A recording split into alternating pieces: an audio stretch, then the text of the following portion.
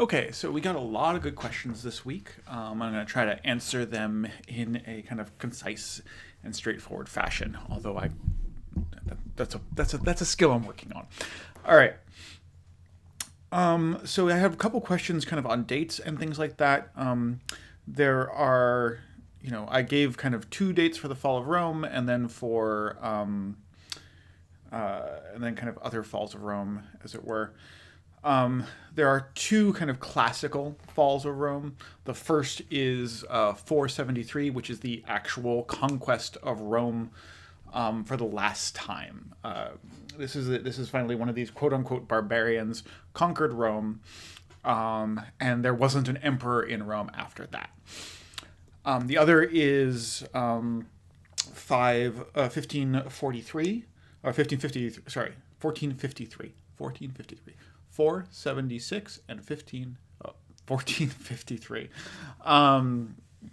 which is the conquest of Constantinople, that is to say the Eastern Roman Empire, the surviving Roman Empire, by the Turks, by the Ottoman Empire. What would become what was and what would become the Ottoman Empire, which lasted up until 1921. And this gives us the last two dates.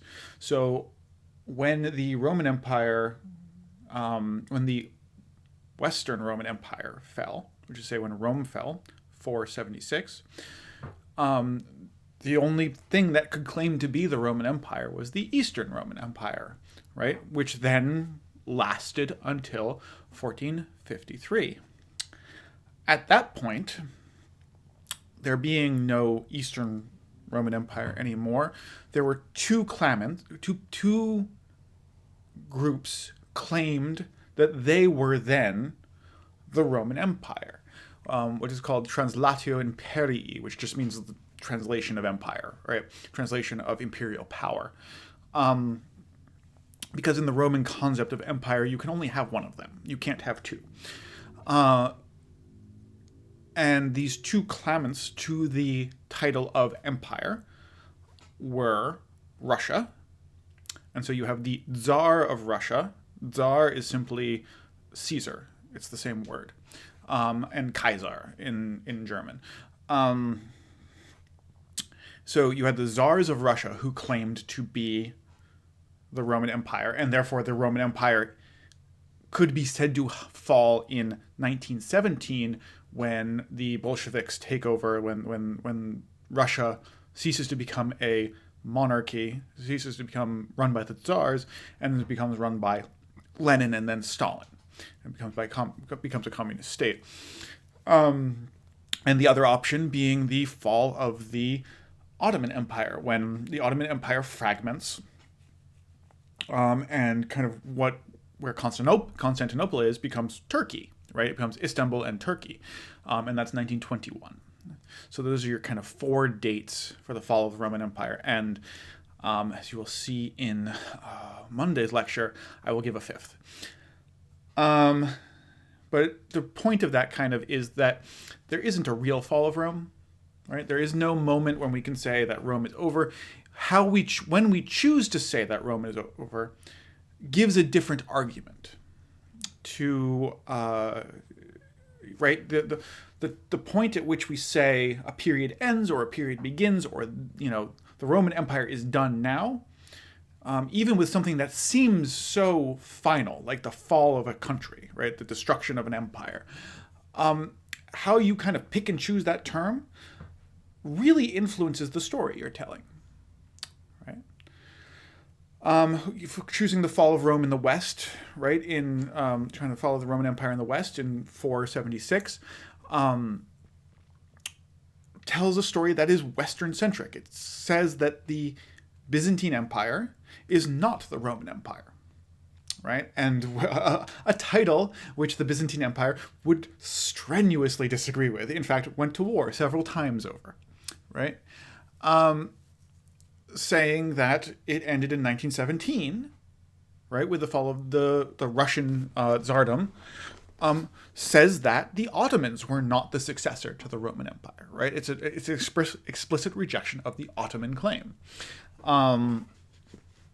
And so, yeah, so how you kind of choose your dates and where you pick to begin to end things is profoundly influential on your story, right? And therefore it's kind of part of this subjective act of telling stories with objective fact, right?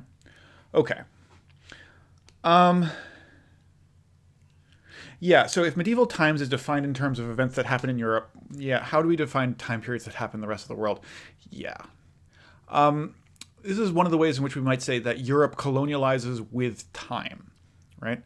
That is to say, we call the period, for example, between 500 and 1500 in Japan, we call it feudal Japan, right? Medieval Japan.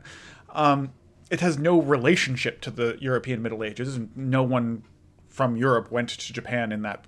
Maybe one person from Europe. No, like there's no communications between these two places, right? There's nothing that makes that Japan feudal in that period, except for a very loose definition of feudal.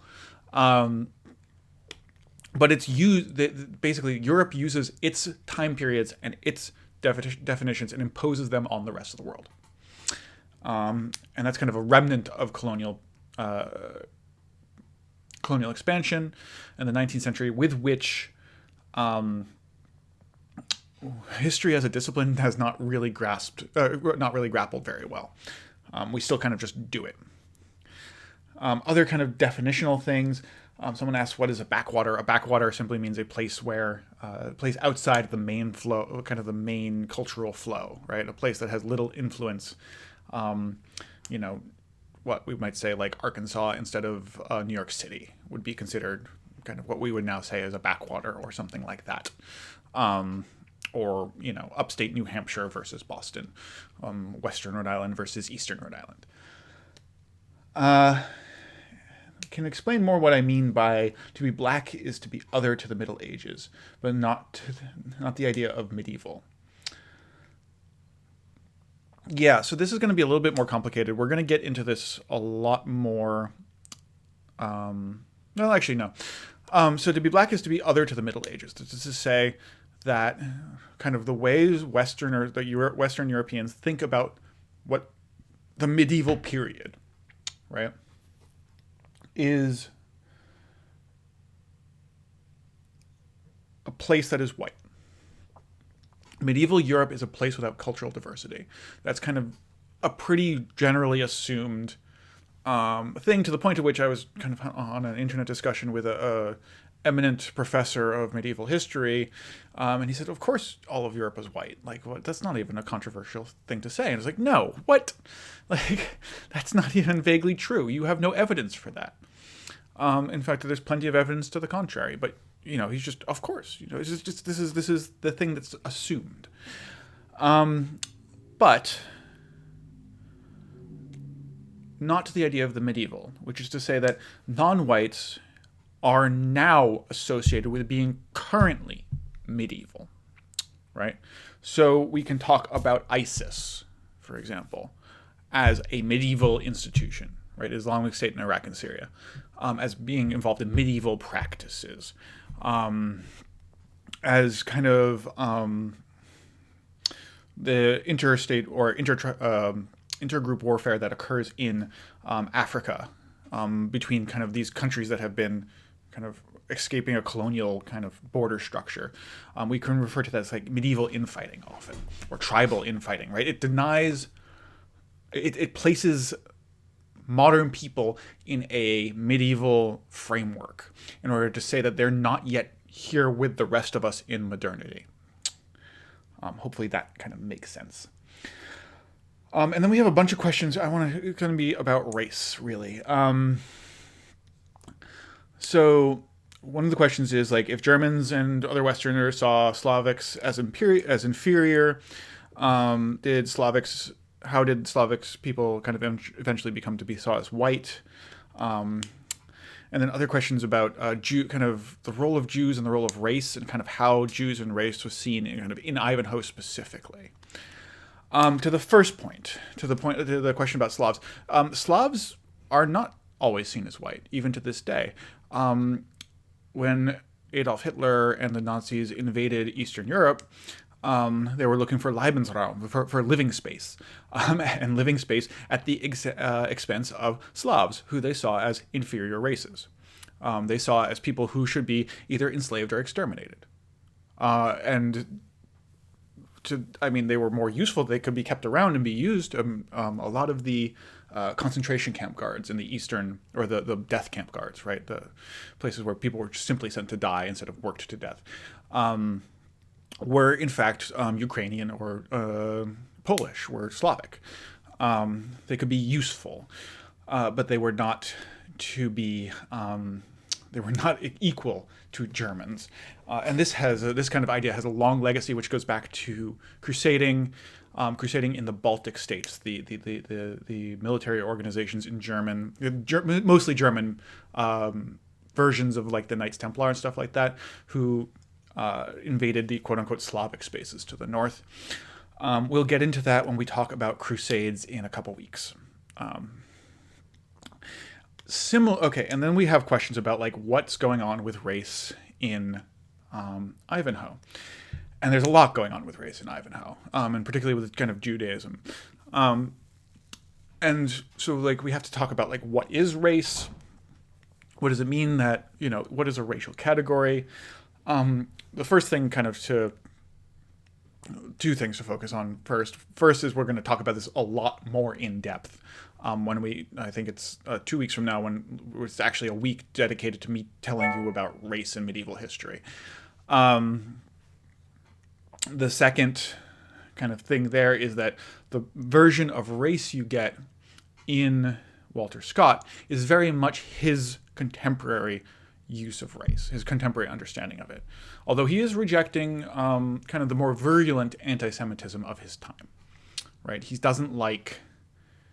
thinks that people are going too far. Like, yes, Jews are a separate race, but they're not bad. They're just different, which is unusual for both his time and for kind of even British attitudes towards Judaism now. If you see some of the controversies that have kind of rolled throughout Eastern Europe, throughout Britain, excuse me, and France, even in kind of the last 10 years.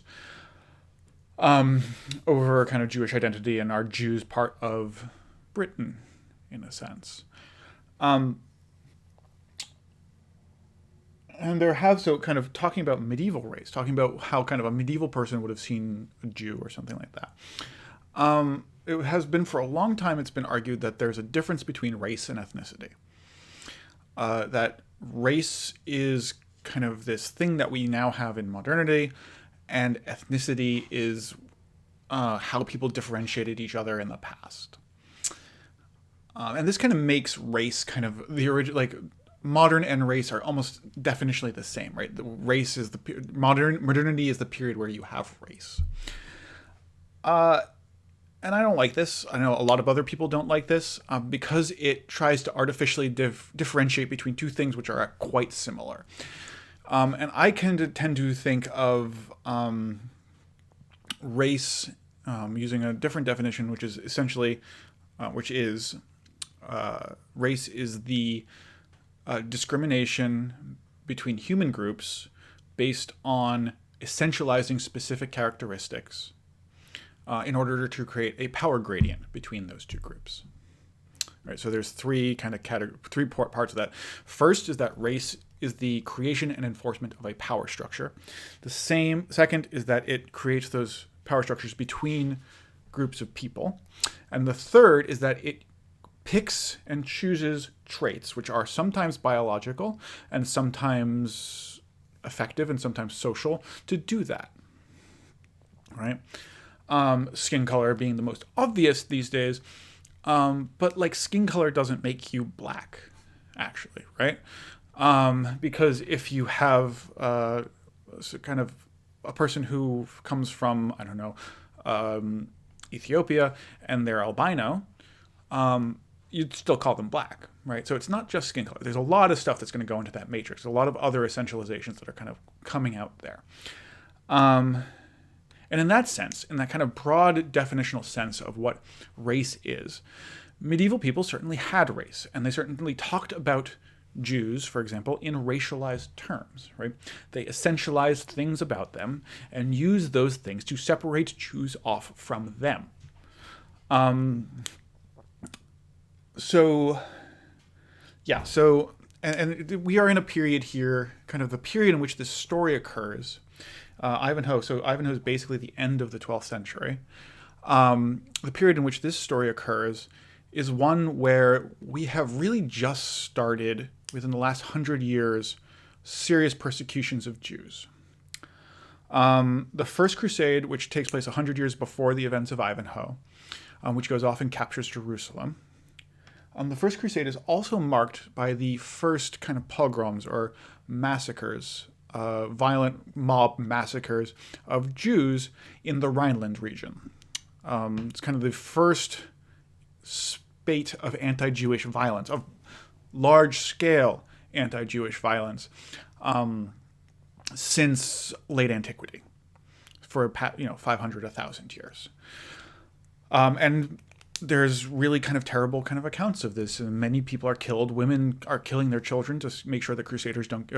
They are crusaders, right? They're just crusading at home rather than abroad, making sure this violent mob doesn't rip their children to pieces. So they just kind of kill them nicely.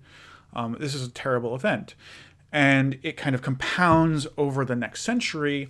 Again, maybe 10 years, 15 years before the events of Ivanhoe, we have the first accusations of blood libel in England, which is the accusations that Jews capture and butcher Christian children in order to use their blood to make their own kind of Sabbath bread, to make their own kind of religious. That basically Jews drink the blood of Christians, which is a kind of a story about Jews that has kind of still persists to this day. You can find there was a Republican congressman or something who was basically playing with blood libel. I think Sarah Palin made an accusation or did something with blood libel maybe 5 or 6 years ago. I can't remember. It's still an idea that's there. And so these ideas are coming up, 100 years after the events of Ivanhoe. You would see Edward III expel the Jews from England, expel all Jews from England. And you do get a kind of a hint about how Jews were used. It's a little bit more aggressive than I think the reality would have been. I don't think the people would have been quite so adverse to the presence of a Jew in their midst.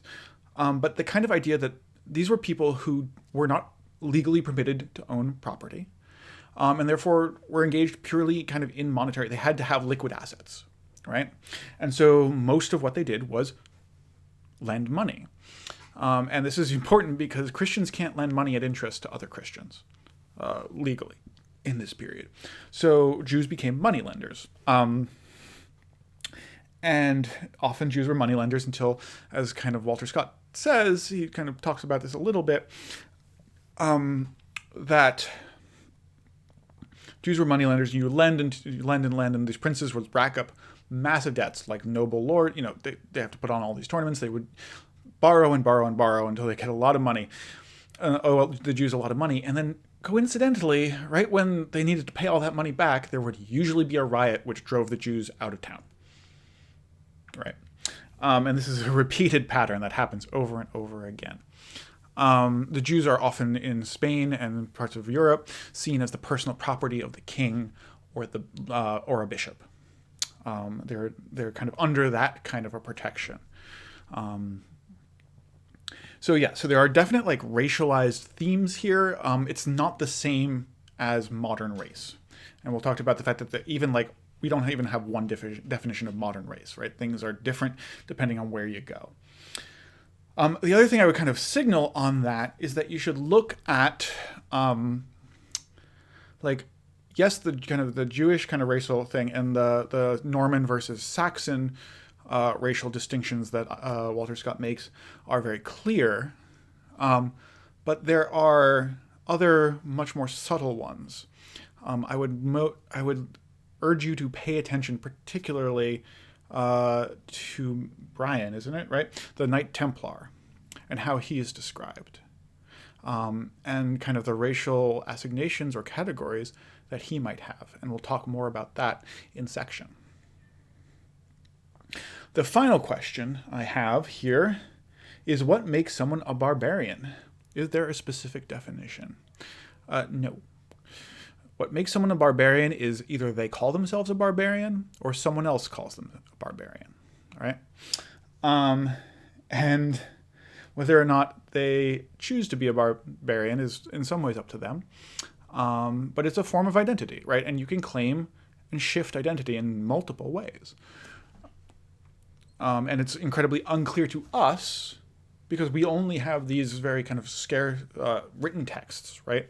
We have written sources to try to pull together what people actually meant. Like, what was it? We don't have a picture of most of these people, right? We can't say like, oh, barbarians have beards, which bar means. It's not barbarian doesn't mean having a beard. It means you speak Babel, right? In Greek, they just thought everyone who didn't speak Greek went bar, and so they're barbarians. And of course, that's not kind of true for everything. So whether or not the people called barbarians were born in Rome and spoke Latin, spoke German, or spoke Germanic languages, or anything else like that, it's going to depend on the person, right? The more we look at this, the less clear the picture becomes, which is kind of the source of your confusion, probably, and my confusion in times, right? We just don't, we don't know. We don't really have a good grasp, and we haven't thought through a lot of the issues that kind of confront us over the problems of language, the problems of trying to transpose. Right, so we have a problem here, and this kind of goes back to the racial point. We have a problem here where language for us works in a very specific way, and language for us is structured along kind of in order to understand race. Toni Morrison, I think, put this really well. She's talking about kind of descriptions of people. And she said, we say a black man, right? But if a man is white, we don't have to say it. We all know he's white because nobody says so, right? We only use an adjective to modify a noun when we know that noun is unusual. Right? A black man, when we say a black man, we differentiate. We do that specifically to differentiate that this is not a normal man, because a normal man is white. Right? That is the function of language in that sentence. That is the function of the adjective. The same way we say a rich man. A normal man is not rich. Whatever. A white house different from a regular house. Or just kind of an archetype of a house. Right? The adjective specifies and it reduces and it signals that the noun that it modifies is not normal. That's not universal, right? There's no reason to expect those, that's part of our construction of race, and our construction of race comes from a very specific historical moment. And there's no reason to expect that other historical moments do the same thing. That is to say, if I have a guy in, which I do, in 12th century Toulouse, right, in the south of France, whose name is John Black, right, that's his name, Petrus Niger, or Peter Black, excuse me. This is literally what it means, right? Does that say something about his skin color? I mean, the old medieval historian who I was telling you about a little bit ago would be like, no, of course, it's his last name. But how would you be able to know, right? How do you know that that Peter Black is not does that pertain to his skin, or is it just for some reason he's called Peter Black? And so we can't see. We haven't done the work to think through these problems. So it makes it very difficult to see things like barbarian. Right? Because barbarian, again, an adjective applying to a noun, right? How is that adjective applied to the noun? How does it work? Open question. All right, so that's all the questions I have been given for this week. I look forward very much to seeing you in section tomorrow. If you're having any issues, let me know. All right, see you later.